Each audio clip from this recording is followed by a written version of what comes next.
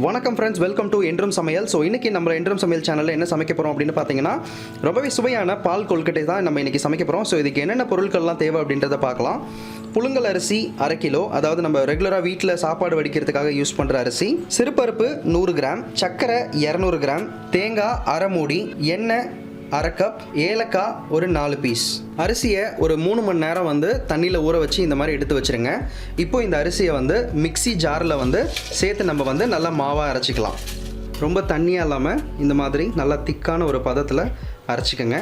தண்ணி ரொம்ப சேர்க்காதீங்க. நீங்கள் ஊற வைக்கும்போது சேர்க்குற தண்ணி போதும். அதுக்கப்புறம் ரொம்ப கெட்டியாக இருந்ததுன்னா மட்டும் லைட்டாக தண்ணி சேர்த்துக்கோங்க. ஸோ இந்த அளவுக்கு நல்ல ஒரு கெட்டியான பதத்தில் இருந்தால் போதும். கடாய் நல்லா சூடு பண்ணிக்கோங்க. இப்போது சிறுபருப்பை நம்ம இதில் சேர்த்துக்கலாம். சேர்த்து நல்லா இந்த பருப்பை நம்ம வதக்கிக்கலாம். நல்லா மொறுமொறுன்னு இருக்கிற மாதிரி கோல்டன் ப்ரௌன் அளவுக்கு நல்லா வதக்கிக்கோங்க. இந்த பருப்பு பார்த்திங்கன்னா நல்லா ப்ரௌனாக வறுப்பட்டுருச்சு. இப்போ இந்த பருப்பை நம்ம நல்லா அலசிட்டோம். அலசினதுக்கப்புறம் அதில் இருக்கிற அந்த சின்ன சின்ன துகள்கள் எல்லாமே போயிடும். இப்போ இதை ஒரு பாத்திரத்தில் நம்ம இதை போட்டுட்டு இதில் கொஞ்சம் தண்ணி ஊற்றிடலாம். இந்த பாத்திரத்தில் தான் நம்ம கொழுக்கட்டையை வேக வச்சு போட போகிறோம். அதுக்கேற்ற மாதிரி ஒரு பாத்திரத்தில் நல்லா இதை கொதிக்க வைங்க. நல்லா கொதித்து நல்லா மாவாக வர அளவுக்கு கொதிக்கணும். ஒரு 3/4 பாத்திரம் அளவுக்கு தண்ணி எடுத்துக்கோங்க. இப்போ இதை நல்லா நம்ம கொதிக்க விட்டுடலாம். பருப்பு கொதிக்கிற வரைக்கும் ஒரு கடாயில் ஃபஸ்ட்டு எண்ணெய் சேர்த்துக்கலாம். எண்ணெய் ஹீட் ஆனதுக்கப்புறம் நம்ம அரைச்சி வச்சுருக்கிற இந்த மாவை நம்ம சேர்த்துக்கலாம்.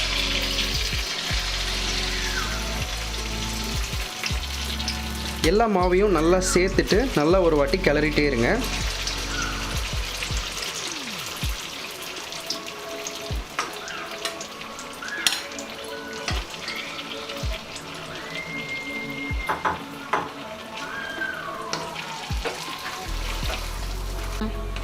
இப்போ பார்த்தீங்கன்னா நல்லா வதக்கியாச்சு. இது ஃபைனல் ஸ்டேஜ் எப்படி இருக்குன்னு பார்த்தீங்கன்னா, நல்லா நம்ம மைதாக்கு, அதாவது சப்பாத்திக்கு மைதா மாவு பிசைவோம் இல்லையா, அந்த மாதிரி நல்லா இந்த மாதிரி ஒரு கெட்டியான பதத்தில் வந்துடும்.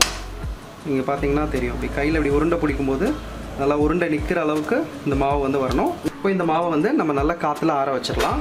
இப்போ இந்த பருப்பு பார்த்திங்கன்னா நல்லா வெந்துருச்சு. இப்போ இதில் ஏலக்காவை சேர்த்துக்குங்க. அடுத்ததாக சர்க்கரை சேர்த்துக்கலாம். ஃபஸ்ட்டு ஒரு கப்பு கொட்டிட்டு நல்லா கலரி விடுங்க. சர்க்கரை பொறுத்த வரைக்கும் உங்களுக்கு எவ்வளோ அளவு வேணுமோ அந்த அளவுக்கு நீங்கள் சர்க்கரையை சேர்த்துக்கோங்க. ஸோ இன்றைக்கி நாங்கள் 2 கப் சர்க்கரை சேர்த்துக்கிறோம். ஸோ உங்களுக்கு எந்த அளவுக்கு ஸ்வீட் தேவையோ அந்த அளவுக்கு நீங்கள் சர்க்கரை சேர்த்துக்கலாம். இப்போ இதை நல்லா மறுபடியும் நம்ம கொதிக்க விட்டுடலாம். இப்போ இந்த மாவை சின்ன சின்ன உருண்டையாக நம்ம உருட்டிக்கலாம். ஒரு சின்ன சைஸ்க்கு உருட்டிக்குங்க. இது நல்லா உருட்டையாக நம்ம எடுத்துகிட்டு பிளேட்டில் எடுத்து வச்சுக்கலாம் மொத்தமாக.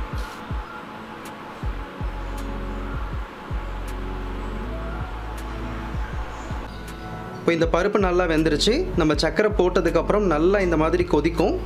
கொதி வரும்போது சர்க்கரை பருப்பு நல்லா ஒரு வாட்டி கிளறி விட்டுட்டு நம்ம உருட்டி எடுத்து வச்சுருக்கிற இந்த மாவு உருண்டையை நம்ம உள்ளே சேர்த்துக்கலாம்.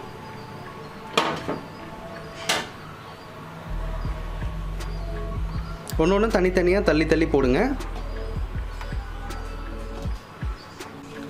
இப்போது நம்ம எல்லா உருண்டையுமே உள்ளே போட்டாச்சு. இது நல்லா ஒரு வாட்டி நம்ம கிளறி விட்டுடலாம். ரொம்ப நேரம் வச்சு போடாதீங்க. உருண்டை பிடிக்க பிடிக்க அந்த தண்ணியில் நம்ம போட்டுகிட்டே இருக்கலாம். பால் கொழுக்கட்டை கொதிக்கும் போது ஒரு மிக்ஸி ஜாரில் நம்ம எடுத்து வச்சுருக்கிற தேங்காவை சேர்த்துக்கலாம். இது நல்லா அரைச்சிடலாம். நல்லா இந்த மாதிரி ஒரு ஜூஸாக அரைச்சிக்கங்க. ரொம்ப திக்காக இருக்கக்கூடாது, கொஞ்சம் நல்லா தண்ணியாக இருக்கட்டும். இப்போது இந்த கொழுக்கட்டை நல்லா வெந்துருச்சு. ஸோ பார்த்திங்கன்னா உங்களுக்கு தெரியும், நாங்கள் போடும்போது சின்னதாக தான் இருந்தது. இப்போ நல்லா வெந்து நல்லா பெரிய பெரிய கொழுக்கட்டையாக வந்துருச்சு. ஒரு தடவை எடுத்து ஒரே ஒரு கொழுக்கட்டையை ஜஸ்ட் அமுத்தி பாருங்கள், வெந்திருக்கா இல்லையான்னு தெரியும். இப்போது இதில் நம்ம அரைச்சி வச்சுருக்கிற தேங்காவை சேர்த்துக்கலாம். இப்போ இது நல்லா கொஞ்சம் நேரம் மறுபடியும் கொதிக்க விட்டுடலாம். ஓகே ஃப்ரெண்ட்ஸ், சுவையான பால் கொழுக்கட்டை தயாராகிடுச்சு. ஸோ நீங்களும் இந்த வீடியோவை பார்த்து உங்கள் வீட்டில் ட்ரை பண்ணி பாருங்கள். ஸோ இந்த வீடியோ உங்களுக்கு பிடிச்சிருக்கும் அப்படின்னு நினைக்கிறோம். தொடர்ந்து எங்கள் சேனலுக்கு சப்போர்ட் பண்ணுங்கள். மறக்காமல் சேனலை சப்ஸ்கிரைப் பண்ணுங்கள். அண்ட் இந்த வீடியோ பிடிச்சிருந்ததுன்னா லைக் பண்ணுங்கள், ஷேர் பண்ணுங்கள். இந்த வீடியோவில் உங்களோட கொஷின்ஸ் ஏதாவது இருந்ததுன்னா கமெண்ட் பண்ணுங்கள். வேறு ஒரு சூப்பர் ரெசிபி வீடியோவில் நாங்கள் உங்களை மீட் பண்ணுறோம். தேங்க்யூ.